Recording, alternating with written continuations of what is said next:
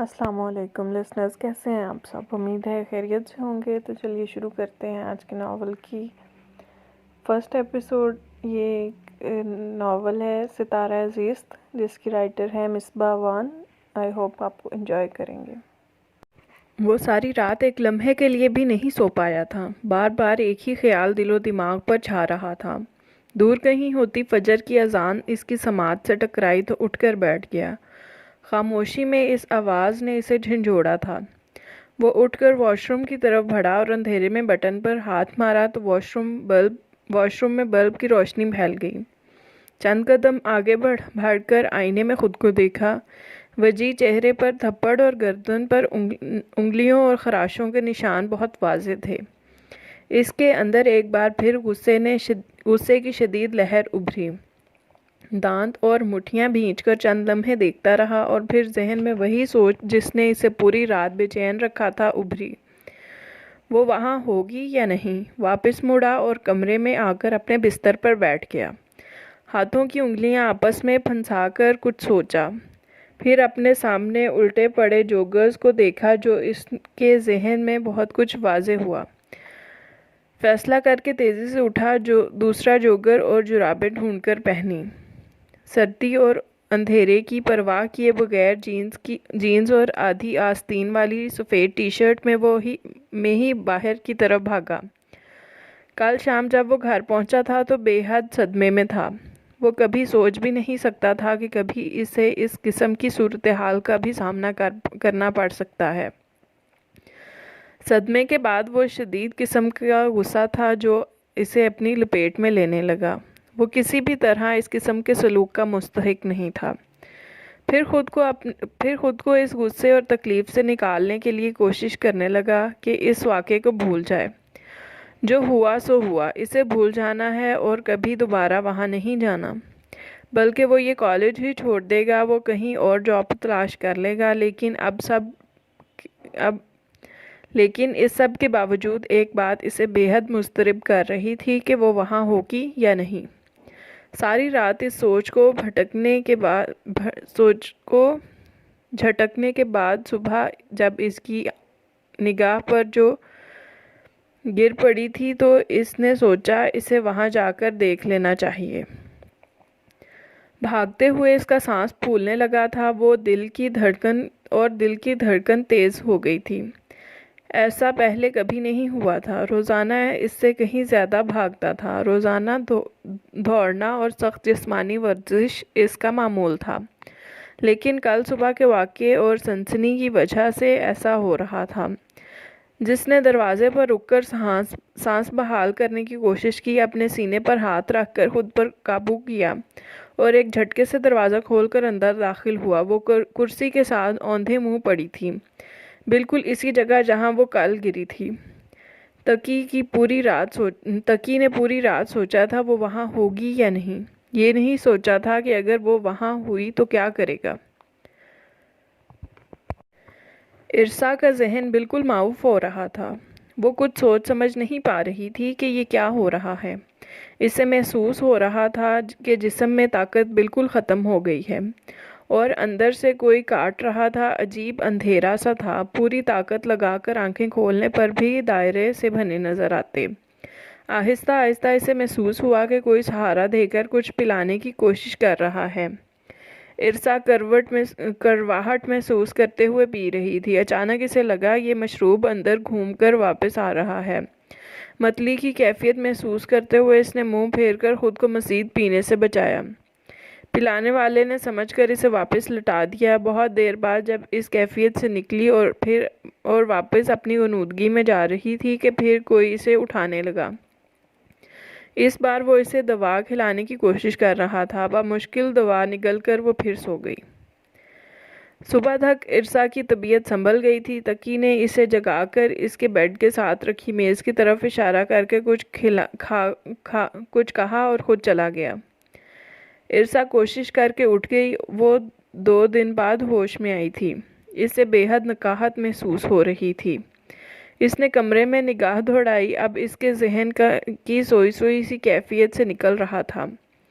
کمرہ بے حد سادہ تھا۔ ایک بڑی سی میز کمرے کے کونے میں کھڑکی کے سامنے رکھی تھی، جس پر لیپ ٹاپ، ٹیبل لیمپ اور کچھ کتابیں، نوٹس اور چارجر وغیرہ پڑے تھے۔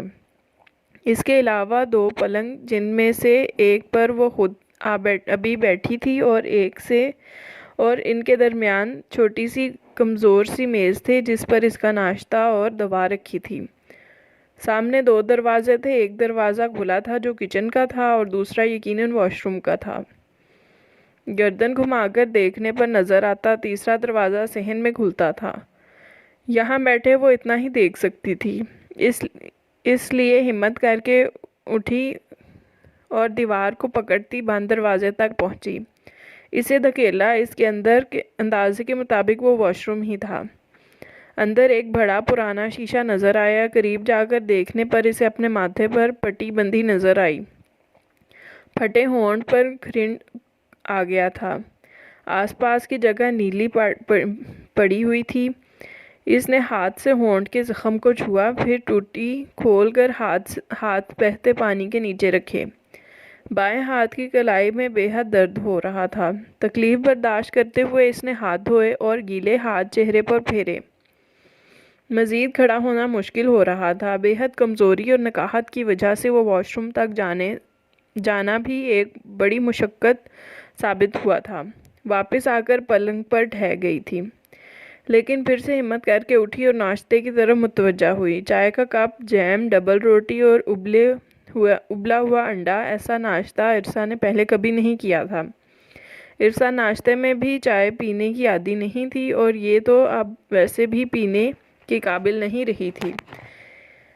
اس کو سامنے چارپائی کے ساتھ دودھ کا گلاس رکھا دکھائی دیا۔ عرصہ چارپائی سے اتر کر زمین پر بیٹھی اور ہاتھ بڑھا کر گلاس اٹھا لیا۔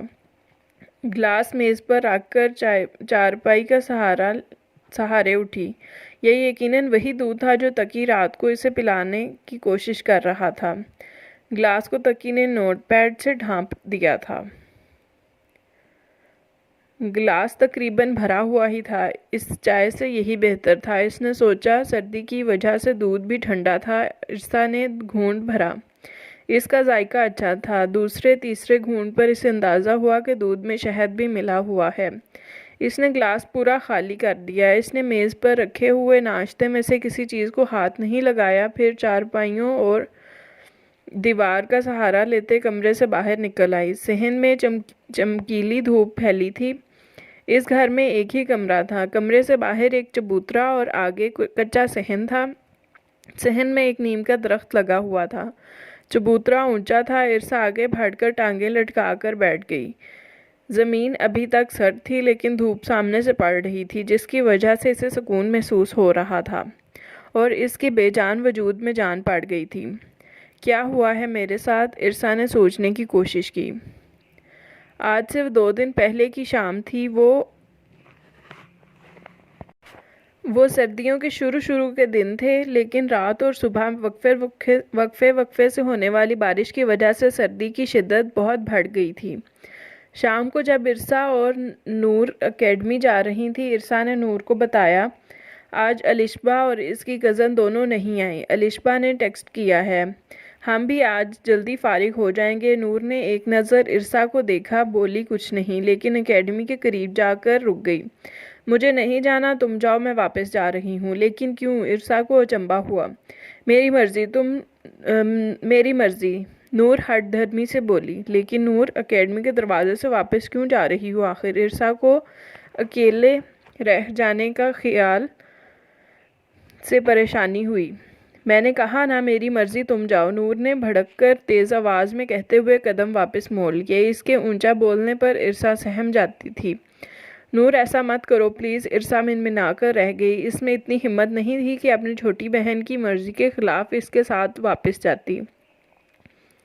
عرصہ نے ایک نظر تیزی سے دور جاتی نور کو دیکھا، پھر مجبوراً اکیڈمی میں داخل ہو گئی۔ اس کا دل بوجھل سا ہو گیا تھا۔ کاش الشبہ آج آ جاتی۔ جس کلاس میں وہ پڑھتی تھی، وہاں پہلے BSc کے لڑکوں کی کلاس ہوتی تھی، پھر عرصہ لوگوں کی۔ آج وہ بھی کم ہی آئی تھی۔ عرصہ پیچھے جا کر بیٹھ گئی۔ اس کے بعد اس کی کلاس ہونی تھی۔ میں بھی آج نہ ہی آتی۔ نور تو بالکل بھروسے کے قابل نہیں ہے۔ آج کے بعد الشبہ نہ آئے تو میں بھی نہیں آؤں گی۔ اس نے مصمم ارادہ کیا اور کل کا لیکچر دہرانے لگی۔ میڈم نے بڑی لڑکیوں کو فارغ کر کے اسے پڑھایا اور چلی گئیں۔ پھر سر تقی آئے اور اسے نئے باب کے نوٹس دیے۔ اس سے پہلے وہ اگلا لیکچر شروع کرتے اس نے پچھلے لیکچر کے کچھ سمجھ میں نہ آنے والے سوالات سامنے کیے کہ پہلے یہ سمجھا دیں۔ وہ سمجھ کے اس نے اگلے لیکچر کے نوٹ سر کے سامنے کر دیے، لیکن سر نے پڑھانے کی بجائے کہا کہ وہ خود یہ پڑھ کر آئے، جو سمجھ نہ آئے وہ اسے کل سمجھا دیں گے۔ یہ پورا باب؟ ارسا نے حیرت سے پوچھا۔ نہیں سر پھر سے بیٹھ کر نشان لگا کر بتانے لگے کہ وہ کیا کیا پڑھ کر آئے۔ اسی اثناء میں اکیڈمی کا پچھلا دروازہ جو اسی کمرے میں کھلتا تھا ٹھا کی آواز کے ساتھ کھلا۔ دونوں نے چونک کر دیکھا، آنے والے ارسا کے بابا اور ساتھ میں نور تھی، لیکن وہ کہہ رہی تھی، دیکھا بابا آپ نے روز یہی ہوتا ہے یہاں، یہ دوسری کلاس میں بھیج دیتے ہیں یا اسے لے جاتے ہیں۔ نور انتہائی بدتمیزی سے اونچا اونچا بول رہی تھی۔ ارسا کو نور کی بات پر اپنے باپ کا غصے سے مسخ ہوتا چہرہ دیکھ کر سمجھ میں آئی تھی۔ یہ نور کا ایک اور وار تھا جو کچھ اور سیٹ کر چکی تھی اس پر، لیکن یہ کیا تھا اور اسے اتنا مہنگا پڑنے والا تھا یہ وہ قطعی نہیں سمجھ پائی تھی۔ اس وقت زیادہ تر کلاسز ختم ہو چکی تھیں، موسم کی وجہ سے اسٹوڈنٹ کی اکثریت جا چکی تھی۔ ان کے بابا سرتقی پر بھوکے شیر کی طرح جھپٹے تھے، انہیں سنبھلنے کا موقع دیے بغیر بری طرح پیٹنے لگے۔ سامنے ان کے منہ سے گالیوں کا ایک طوفان امڈ رہا تھا۔ ایک لمحے کو ارسا ٹھٹک گئی، پھر تیزی سے خود کو سنبھال کر آگے بڑھی۔ وہ انہیں روکنا چاہتی تھی۔ اس نے جیسے ہی اپنے بابا کے بازو کو پکڑتے ہوئے انہیں روکا اور صفائی میں کچھ کہنا چاہا، ان کے زناٹے دار تھپڑ سے وہ اسے دھول چٹا گئی۔ اس کے الفاظ اس کے منہ میں ہی رہ گئے۔ تھپڑ سے اس کا سر دیوار سے لگا اور وہ پلٹ کر اوندھے منہ جا گری، پھر نہ اٹھنے کے لیے۔ یہ ارسا کو اب تک کی زندگی میں پڑنے والا پہلا تھپڑ تھا۔ اس کے منہ میں مٹی اور خون کا ملا جلا ذائقہ گھلنے لگا۔ رات کے کسی پہر ہوش میں آنے پر وہ سیدھی نہیں ہوئی۔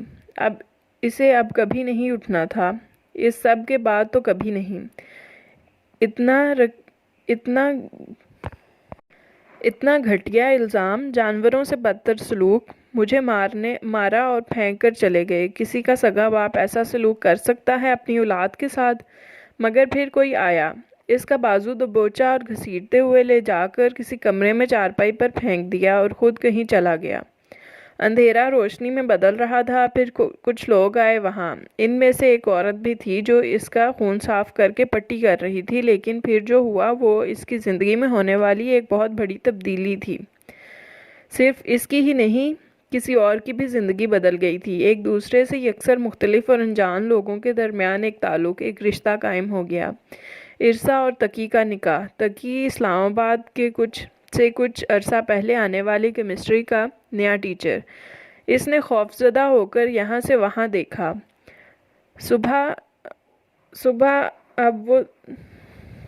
صبح سے اب دوپہر میں ڈھل رہی تھی۔ ارسا وہاں ہی بیٹھے بیٹھے خود پر گزرنے والے واقعات کو سوچ رہی تھی۔ حواس لوٹنے پر اسے ادراک ہوا کہ وہ کن مشکلات میں گھر چکی ہے۔ اب اگر وہ کالج گئی تو لوگوں کا سامنا کس طرح کرے گی؟ وہ سرتقی کے ساتھ آتی جاتی ہے، سر کے ساتھ ہی رہتی ہے، یہ بات چھپ تو نہیں سکتی۔ یہ دیہاتی ماحول ہے، زیادہ تر لوگ ایک دوسرے کو جانتے ہیں، پھر لوگوں کے سوالوں کے جواب کس طرح دے پائے گی؟ اس سب کے بعد وہ پہلی بار پھوٹ پھوٹ کر روئی۔ جب روتے روتے سر چکرانے لگا تو اسی طرح بیٹھے بیٹھے پیچھے زمین پر لیٹ گئی۔ اگر میں کالج ہی نہ جاؤں تو؟ نہیں۔ اگلے لمحے خود ہی اپنے خیالات کی نفی کی۔ ایسے منہ چھپانے سے مشکل ٹال تو نہیں جائے گی؟ مجھے پتا ہے نا میں نے کوئی گناہ نہیں کیا، پھر کالج کیوں نہ جاؤں؟ مجھے پڑھنے کا شوق ہے۔ میری امی مجھے پڑھانا چاہتی تھی۔ فرسٹ ایئر میں اتنی محنت کی ہے میں نے، اب سیکنڈ ایئر میں لوگوں کے ڈر سے میں پڑھائی چھوڑ دوں؟ نہیں، بالکل بھی نہیں۔ نفی میں سر ہلاتے خود غلامی کی۔ اگر مجھے کسی نے روکا تو میں اسی بھوت بنگلے میں مر جاؤں گی۔ اس نے اس ویران سنسان پڑے گھر کو دیکھا، پھر بہت حوصلے سے اٹھ کر کمرے کی طرف بڑھ گئی۔ تقی کے کالج سے واپس آنے سے پہلے وہ اپنے مسائل کا حل ڈھونڈ چکی تھی۔ پہلے اس نے سوچا تھا کہ وہ تقی کو اکیڈمی سے اپنا بیگ لانے کو کہے، لیکن اندر آئی تو اسے اپنا بیگ تقی کی چارپائی کی دوسری طرف پڑا نظر آیا۔ تقی اس کا بیگ اور کتابیں جو وہ اکیڈمی لے کر جایا کرتی تھی بعد میں وہاں سے اٹھا لایا تھا۔ اس نے اپنا بیگ کھولا تو اسے اپنا پاؤچ مل گیا جس میں اس کے گھر کی چابیاں تھیں، جہاں وہ پہلے اپنی امی کے ساتھ رہا کرتی تھی۔ اس کی زندگی میں مسائل کا آغاز تو اس کی امی کی حادثاتی موت کے بعد ہی ہوا تھا۔ امی کی وفات کے بعد جب اس کا باپ اسے لینے آیا تو عرصہ نے نہ صرف اپنا یونیفارم کے علاوہ چند کپڑوں کے جوڑے اور کتابیں ہی اٹھائی تھیں، کیونکہ اس کے باپ نے بڑے کروفر سے کہا تھا کہ اسے کچھ اور لینے سے منع کر دیا۔ اسے وہاں سب ملے گا، اس کے باپ کے پاس سب کچھ ہے۔ عرصہ کو واقعی وہاں سب ملا تھا سوائے عزت اور محبت کے۔ اب اسے تقی کی اجازت درکار تھی۔ اپنی چارپائی پر لیٹ کر اس کے آنے کا انتظار کرنے لگی۔ عرصہ تقی کے رد عمل سے ڈر رہی تھی۔ اس کے باپ نے تقی کو بری طرح زد و کوب کیا تھا۔ اب وہ اس کے رحم و کرم پر تھی، جو وہ چاہتا سلوک کرتا اس کے ساتھ۔ اسے کون پوچھنے والا تھا؟ اگر وہ کچھ برا نہ ہی کرتا تب بھی عرصہ کے لیے اس سے نظر ملانا کتنا مشکل تھا۔ وہ ساری زندگی سر نہیں اٹھا سکے گی۔ اس کے سامنے تقی حسب معمول کھانا لیتے ہوئے آیا تھا اور اپنے ساتھ اس کے لیے بھی نکال کر لایا۔ یہ تقی کا بڑا پن ہی تھا، عرصہ نے سوچا اور خاموشی سے لے کر تھوڑا سا کھا لیا۔ پھر ڈرتے ڈرتے اسے مخاطب کیا، سر، میں الشبا کے ساتھ جا کر اپنے گھر سے اپنا ضروری سامان لے آؤں؟ تقی نے ایک بار بھی نہیں پوچھا کون سا گھر، اس کی بجائے انتہائی خشک لہجے میں جو کرنا ہے کرو کہتے ہوئے وہاں سے اٹھ گیا۔ عرصہ اپنے آنسو ضبط کرتے ہوئے بمشکل اٹھی، دل بھر آ رہا تھا۔ پٹی کھول کر چادر اوڑھی، پھر باہر نکل آئی، لیکن ایک لمحے کو چکرا کر رہ گئی۔ اسے جانا کس طرف ہے یہ اس کا اپنا قصبہ تھا، مگر وہ اس طرف کبھی نہیں آئی تھی۔ اس کی سمجھ میں نہیں آ رہا تھا کہ وہ اب کس طرف جائے، لیکن پھر اندازے سے کسی طرف جانے کی بجائے وہاں سے گزرتی ایک عورت سے اپنے محلے کا نام بتا کر رہنمائی لی۔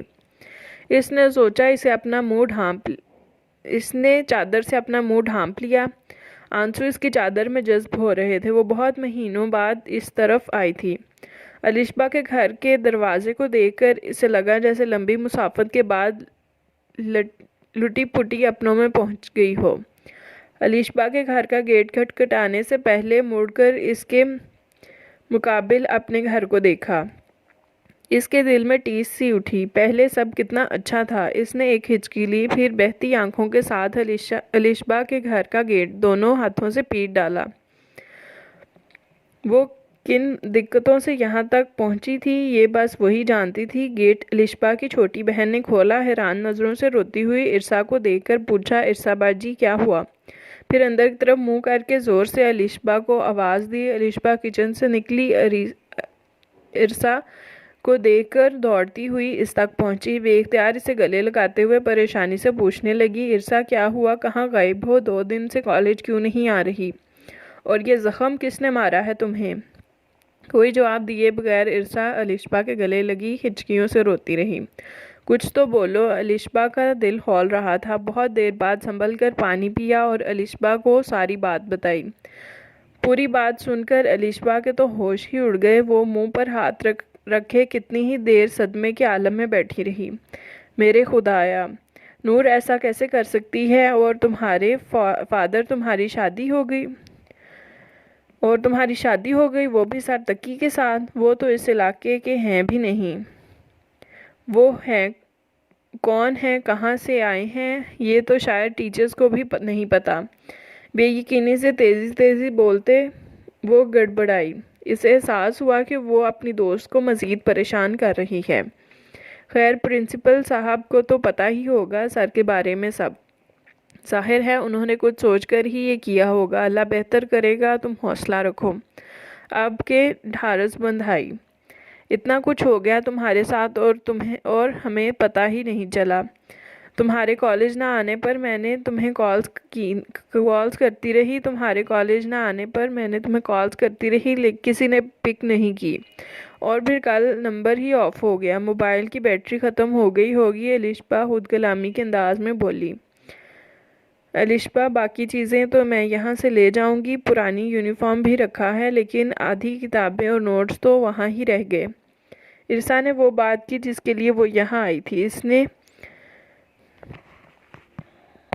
اس کی آواز رونے سے بھاری ہو رہی تھی۔ اچھا کوئی بات نہیں، میرے پاس جو ہے ہم سب شیئر کر لیں گے، تم فکر مت کرو۔ الشبا نے اسے پریشانی سے نکالنے کی کوشش کی۔ الشبا کی امی ابو گھر نہیں تھے، دونوں نے جا کر عرصا کے گھر کو کھولا اور ضرورت کی چیزیں اٹھائیں۔ الشبا اپنے چھوٹے بھائی کے ساتھ عرصا کو چھوڑنے آئی تھی۔ گھر کا گیٹ اسی طرح کھلا تھا، تقی کمرے میں بھی نہیں تھا۔ تینوں نے سامان رکھا۔ الشبا نے کمرے میں ادھر ادھر دیکھا اور چارپائی پر اپنے بھائی کے ساتھ بیٹھ گئی۔ عرصا اس کے سامنے چارپائی پر بیٹھ گئی۔ وہ بہت تھکی اور کمزور لگ رہی تھی۔ وہ عرصا سے پوچھنا چاہتی تھی کہ سر کا رویہ اس کے ساتھ کیسا ہے، مگر پھر کچھ سوچ کر خاموش رہی۔ وہ اندازہ کر سکتی تھی کہ آنے والا وقت اس کے لیے خاصا کٹھن ہوگا۔ عرصا گیٹ بند کر کے اندر آئی، پھر کچن کے پچھلے دروازے سے جھانک کر دیکھا۔ تقی سیڑھیوں پر لیپ ٹاپ کھولے بیٹھا تھا۔ اس نے عرصا کی موجودگی محسوس کر کے بھی اس کی طرف نگاہ اٹھا کر نہیں دیکھا۔ عرصا نم آنکھیں رگڑتی واپس کمرے میں آ گئی۔ اگلے دن کالج میں بریک سے پہلے پرنسپل صاحب نے عرصا کو اپنے آفس بلانے پر اس نے بہت سے لوگوں کو متوجہ ہوتا محسوس کیا تھا۔ یہ بات کالج میں اس کی توقع سے زیادہ تیزی سے پھیلی تھی۔ سر فون پر کسی سے بات کر رہے تھے۔ عرصا کی اجازت طلب کرنے پر پرنسپل صاحب نے اشارے سے آنے کی اجازت دی، پھر فون بند کر کے اس کی طرف متوجہ ہوئے۔ بیٹھیں بیٹا، کیسی ہیں آپ؟ فائن سر، عرصا نے بہت ہلکی آواز میں جواب دیا۔ عرصا بیٹا، آپ ہمارے کالج کی بہترین طالبہ ہیں۔ سر نے بات کا آغاز کیا۔ جو بھی ہوا وہ ایک غلط فہمی کا نتیجہ ہے، یہ میں جانتا ہوں۔ میں نے اسی وقت صداقت صاحب، عرصا کے باپ کے کاروباری شراکت دار سے آپ کے والد کا فون نمبر لے کر انہیں کال کی تھی، لیکن ان کا رویہ بڑا مایوس کن تھا۔ وہ کوئی بات سننے کو تیار ہی نہیں تھے۔ انہوں نے جو آخری بات کی وہ یہ تھی کہ اس لڑکی کے ساتھ کوئی تعلق نہیں رکھنا چاہتے۔ وہ مجھے دوبارہ نظر آئی تو اسے جان سے مار دوں گا، اور مزید اسی قسم کی کچھ باتیں۔ مزید باتیں یقیناً وہی ہوں گی جو وہ ابھی عرصا کے سامنے دہرا بھی نہیں پا رہے تھے۔ پھر کرسی سے ذرا آگے جھک کر مزید کہا، بیٹا اس وقت مجھے جو حال سوجھا وہ میں نے تجویز کے طور پر سب کے سامنے رکھا، پھر تقی صاحب کی رضامندی سے یہ نکاح ہوا ہے۔ عرصا کو بغور دیکھا۔ بیٹا آپ پریشان مت ہوں۔ پرنسپل صاحب نے پیشانی مسلی۔ پھر تقی صاحب اور ان کے بھائی کو اچھی طرح جانتا ہوں، وہ بہت اچھے لوگ ہیں۔ مزید کوئی مسئلہ ہو تو آپ بلا جھجک مجھ سے کہہ سکتی ہیں۔ ان کے لہجے میں خلوص جھلک رہا تھا۔ یس سر، عرصا بمشکل بول پائی۔ اس کے گلے میں آنسوؤں کا گولا اٹک رہا تھا۔ واقعی کچھ آسمانی اور بہت مقدس رشتے بھی ہمیں راس نہیں آتے، جیسے میری ماں کو شوہر اور مجھے باپ۔ آنکھیں میچ کر کھولیں۔ پرنسپل صاحب نے بات ختم کر کے اسے جانے کی اجازت دی تو عرصا مرے قدموں سے کلاس روم کی طرف بڑھی۔ 2 ہفتوں بعد زندگی اسی ڈگر پر چلنے لگی۔ جانے کتنی مدت تک چلتی، انجام کیا ہوتا، اس سب سے بے خبر وہ دونوں بس دن سے رات اور رات سے دن کر رہے تھے۔ عرصا کے آنے سے پہلے تقی باہر کھانا کھاتا، لیکن کبھی کبھار گھر میں بھی بنا لیتا، اس لیے کچھ سامان بھی لا چکا تھا جو باقی تھا۔ اس کی لسٹ اور جو چیزیں عرصا کو ذاتی استعمال کے لیے چاہیے تھیں، ان کی لسٹ بنانے کے لیے اس نے عرصا سے کہا۔ عرصا کو صرف پڑھنے اور اپنے پودوں میں دلچسپی ہوا کرتی تھی۔ اس کی ماں نے اسے کبھی کاموں کا نہیں کہا تھا۔ اس نے خود کبھی ایسا خیال بھی نہیں کیا تھا۔ وہ بہت دلجمعی سے پڑھتی تھی کیونکہ اس کی ماں اس سے صرف اچھے گریڈز چاہتی تھی۔ لیکن اب ظاہر ہے کھانا اور گھر کے دیگر کام ارسا کو ہی کرنے تھے، سو اس نے الشبا سے پوچھ کر کچھ الٹا سیدھا کھانا بنانا شروع کر دیا تاکہ جو بھی جیسا بھی ہوتا خاموشی سے کھا لیتا۔ اس کے علاوہ دونوں ایک دوسرے سے مخاطب نہیں ہوتے تھے۔ تقی صرف ضرورت کے وقت بات کرتا اور ارسا کے لیے یہ بھی مشکل تھا۔ تقی اتنا سنجیدہ اور لیے دیے رہتا کہ ارسا کی ہمت ہی نہیں ہوتی تھی کہ وہ اس سے کوئی بات کر پاتی۔ ارسا اور تقی کا جو استاد شاگرد والا رشتہ تھا وہ بھی اب ویسا نہیں رہا تھا۔ جو پہلے جو بات سمجھ میں نہیں آتی تھی وہ بڑے اعتماد سے پوچھ لیا کرتی تھی، مگر اب ایسا نہیں تھا۔ ارسا کو اسے مخاطب کرنے سے ڈر لگنے لگا تھا۔ اسے لگتا تھا کہ وہ اسے مخاطب کرے گی تو وہ اپنی ساری بھڑاس، سارا غصہ اس پر نکال دے گا۔ کالج میں ان کا تعلق ایک بہت بڑا سکینڈل بن چکا تھا۔ کچھ لوگ بھولتے نہ اسے بھولنے دے رہے تھے۔ کلاس کی وہ لڑکیاں جو پڑھائی یا دوسری غیر نصابی سرگرمیوں میں بھی ارسا کے مقابلے میں آگے نہیں بڑھ پا رہی تھی، اب اس ساری جلن کا بدلہ لینے کا وقت تھا۔ اس کو دیکھ کر سرگوشیاں کرنا، طنز کرنا، تقی کے حوالے سے باتیں کرنا، پھر ایک دوسرے کے ہاتھ پر ہاتھ مار کر ہنسنا ان کا پسندیدہ مشغلہ بن چکا تھا۔ اس سب کی وجہ سے اس کا اعتماد ختم ہوتا جا رہا تھا۔ پڑھائی سے اس کا دل اچاٹ ہونے لگا، جس کی وجہ سے اس کی ٹیسٹ رپورٹس پر واضح فرق پڑ رہا تھا۔ بلکہ اب اس کا کالج جانے کو ہی دل نہیں کرتا تھا۔ وہ اکثر کالج جاتے ہوئے پورا راستہ سوچتی کوئی گاڑی سے کچل کر نکل جائے یا کالج میں کوئی بلاسٹ ہو جائے اور صرف وہی مر جائے، زلزلہ آئے اور کالج کی بلڈنگ گر جائے اور وہ اندر ہی دب کر مر جائے۔ لیکن ایسا کچھ نہیں ہو رہا تھا۔ وہ اپنی پریشانی، اپنی تکلیف کس کو بتاتی؟ لے دے کر الشبا ہی تھی، لیکن وہ کون سا تجربے کار عورت تھی؟ وہ بھی تو ارسا کی ہی طرح کم عمر اور نادان سی لڑکی تھی۔ الشبا حتی الامکان اسے سمجھانے کی کوشش کرتی کہ ایسے لوگوں کی باتوں کو دل پر نہیں لینا چاہیے اور خاموشی سے اپنا کام کرنا چاہیے، مگر ایسا ہو نہیں پاتا تھا۔ لوگوں کے رویے اور طنزیہ باتیں اسے کہیں نہ کہیں بہت بری لگتی تھیں۔ وہ بری طرح ہرٹ ہوتی تھی۔ وہ اکثر غائب دماغی کی سی کیفیت میں کالج سے اٹھ آتی، جیسے ہی سامنے کتاب کھول کر بیٹھی تھی اور پڑھ کچھ نہیں رہی تھی۔ کچھ دیر اسی طرح بیٹھے رہنے کے بعد اس نے سر اٹھا کر تقی کو دیکھا۔ وہ کرسی پر بیٹھا کل کے لیے لیکچرز تیار کر رہا تھا۔ ارسا کی طرف اس کی پشت تھی۔ اس کے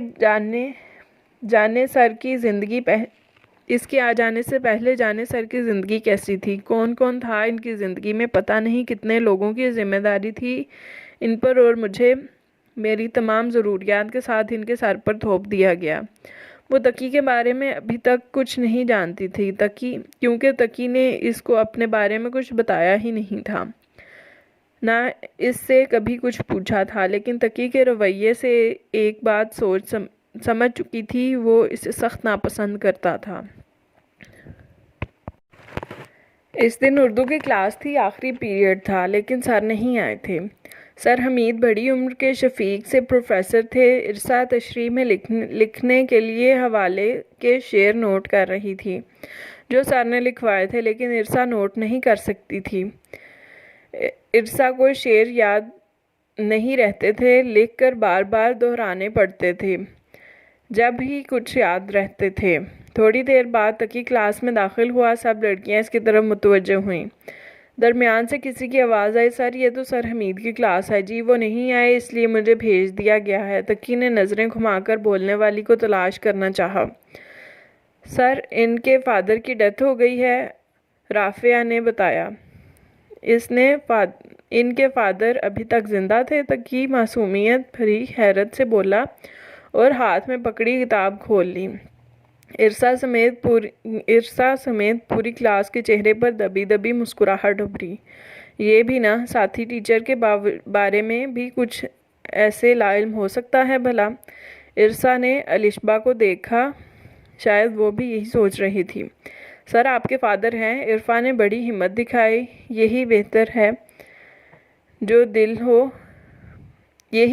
جو دل میں ہو، پوچھ تو لیتی ہے، ارسا نے سوچا اور جواب کے لیے تقی کی طرف متوجہ ہوئی۔ 2 مہینے ہو گئے تھے ایسے رہتے ہوئے، چلو کچھ تو پتہ چلے۔ تقی کتاب میں کچھ چیز انہماک سے دیکھ رہا تھا۔ جی؟ چونک کر سر اٹھایا اور عرفا کو دیکھا، سوالیہ نظروں سے دیکھا۔ سر آپ کے فادر ہیں؟ عرفا نے اپنا سوال دہرایا۔ اپنا پڑھیں بچے شاباش، یہ تقی کا جواب تھا۔ اب وہ دوبارہ اپنی کتاب کی طرف متوجہ ہو چکا تھا۔ اس پر عافیہ اپنا سا منہ لے کر رہ گئی، جبکہ ارسا نے سوچا کچھ نہ ہی پوچھنا بہتر ہے۔ گرلز آپ کچھ پڑھ لیں اور کلاس سے باہر آواز نہ جائے پلیز۔ اور خود شکل پر ڈھیروں بیزاری لیے کلاس سے نکل گیا۔ شاید پورا دن کھڑے کھڑے تھک گیا تھا۔ تقی کا آخری پیریڈ فری ہوتا تھا۔ رافعہ نے پیچھے اپنی سیٹ پر بیٹھے بیٹھے ارسا کو آواز لگائی۔ ارسا تم بتاؤ، سر کے فادر ہیں؟ تمہیں تو پتہ ہی ہوگا سر کی فیملی کے بارے میں۔ اس بات پر سب لڑکیاں ارسا کی طرف استفہامیہ نظروں سے دیکھنے لگیں۔ ارسا نے تھوک نکلا، وہ اب کیا جواب دے؟ وہ بھی اتنی ہی انجان تھی جتنی کہ وہ سب۔ ارسا نے سر گھما کر عرفا کو دیکھا اور بگڑے لہجے میں بولی، تمہیں کیا انٹرسٹ ہے سر کی فیملی میں؟ اپنے کام سے کام رکھو، اور کتاب چہرے کے آگے کر لی۔ اکثر لوگوں کے پاس جب کسی بات کا جواب نہ ہو تو وہ جواب دینا نہ چاہ رہے ہوں تو الٹا اگلے کے گلے پڑ کر جان چھڑا لیتے ہیں۔ ارسا نے بھی یہی کیا تھا۔ سردی اپنے عروج پر تھی اور اس رات تو سردی اتنی بڑھی کہ ارسا کو کمبل سردی کی شدت کے سامنے کم لگنے لگا۔ وہ کب سے سردی سے دھیان ہٹا کر سونے کی کوشش کر رہی تھی مگر بے سود۔ ارسا کے دانت بجنے لگے تھے۔ پتہ نہیں رات کا کون سا پہر تھا اور صبح کب ہونی تھی۔ وہ دعا کر رہی تھی کہ جلدی صبح ہو جائے، ورنہ وہ تو اکڑ کر مر جائے گی۔ اتنی سردی اور اندھیرے میں وہ کیا کرے کچھ سمجھ میں نہیں آ رہا تھا۔ وہ اٹھی اور ٹانگیں اپنے سینے سے لگا کر بیٹھ گئی اور کمبل اچھی طرح اپنے ارد گرد لپیٹنے کی کوشش کی۔ بہت دیر اسی طرح بیٹھنے کے باوجود کوئی فرق نہ پڑا۔ اسے ٹھنڈ اپنے جسم سے لہریں بنا کر گزرتی محسوس ہو رہی تھی۔ ارسا نے بے بسی سے رونا شروع کر دیا۔ وہ آواز دبا کر گھٹ گھٹ کر رو رہی تھی مگر کبھی کسی سسکی کی آواز سے کمرے کی خاموش فضا میں ارتعاش پیدا ہوتا۔ بیٹھ کر روتے روتے اب اس کی باقاعدہ ہچکی بن چکی تھی۔ کسی احساس کے تحت تقی کی آنکھ کھل گئی۔ کچھ محسوس کرتے ہوئے اس نے پکارا، ارسا! تقی کی نیند میں ڈوبی آواز پر وہ ساکت ہوئی۔ ارسا کیا ہوا ہے؟ اس نے دوبارہ پوچھا۔ سردی ہے، ارسا بمشکل آواز پر قابو پا کر بولی۔ تقی نے ایک جھٹکے سے اٹھ کر لائٹ آن کی۔ ارسا نے ڈرتے ڈرتے تقی کی طرف دیکھا۔ رو رو کر اس کی آنکھیں سوجی ہوئی تھیں۔ بلب کی روشنی پڑنے پر اس کے گالوں اور آنکھوں کی نمی چمکنے لگی۔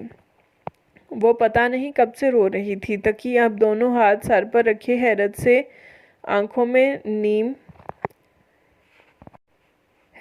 آنکھوں اور نیموا لب سے کھڑا اسے دیکھ رہا تھا۔ چند لمحے اسی طرح دیکھتے رہنے کے بعد پوچھا، تم سردی کی وجہ سے رو رہی ہو؟ آواز میں ابھی بھی حیرت نمایاں تھی۔ ارسا کوئی جواب دیے بغیر اسی طرح دیکھتی رہی۔ تقی نے نفی میں سر ہلایا جیسے الفاظ گم ہو گئے ہوں، پھر آگے بڑھ کر اپنا کمبل اٹھایا، اس کو ڈبل کیا اور ارسا کی طرف مڑا۔ لیٹو۔ ارسا لیٹ تو گئی، لیکن اگر وہ اپنا کمبل اس کو دے رہا تھا تو خود کیا کرنا تھا؟ ارسا کو نئی فکر لاحق ہوئی۔ تقی نے اپنا کمبل اسے اڑا دیا تھا۔ تقی کا کمبل زیادہ بڑا اور بھاری تھا۔ ارسا نے ایک لمحے کو آنکھیں موند کر سکون محسوس کیا، پھر آنکھیں کھولیں اور سر اٹھا کر تقی کو دیکھنے لگی۔ تقی نے اپنی گرم جیکٹ پہنی پھر نیچے جھک کر اپنے جوتوں سے جرابیں نکال کر پہنی، ادھر ادھر دیکھا، تکیے کے ساتھ پڑی ہوئی اونی ٹوپی اٹھا کر پہنی، پھر تکیہ اور اپنے موبائل اٹھا کر چارپائی کی چادر اتاری، آگے بڑھ کر لائٹ بند کی اور چادر اوڑھ کر سو گیا۔ ارسا کو اب بھی اس کی فکر ہو رہی تھی، اتنی سردی میں بنا کمبل کے وہ کیسے سو پائے گا، مگر کچھ ہی دیر بعد تکیے کی آہستہ آہستہ خراٹوں کی آواز پر مطمئن ہو کر وہ دانت نکالے اور کمبل میں منہ چھپا کر کروٹ لی، پھر کچھ ہی دیر بعد نیند کی وادیوں میں اتر گئی۔ تو یہ تھی آج کے ناول کی فرسٹ ایپیسوڈ۔ امید ہے آپ کو اچھی لگی ہوگی۔ آپ سب سے بس یہی گزارش ہے کہ کمنٹس میں اپنی فیڈ بیک ضرور دیا کیجیے، ہمارے چینل کو سبسکرائب اور ویڈیو کو لائک ضرور کریں۔ بہت شکریہ۔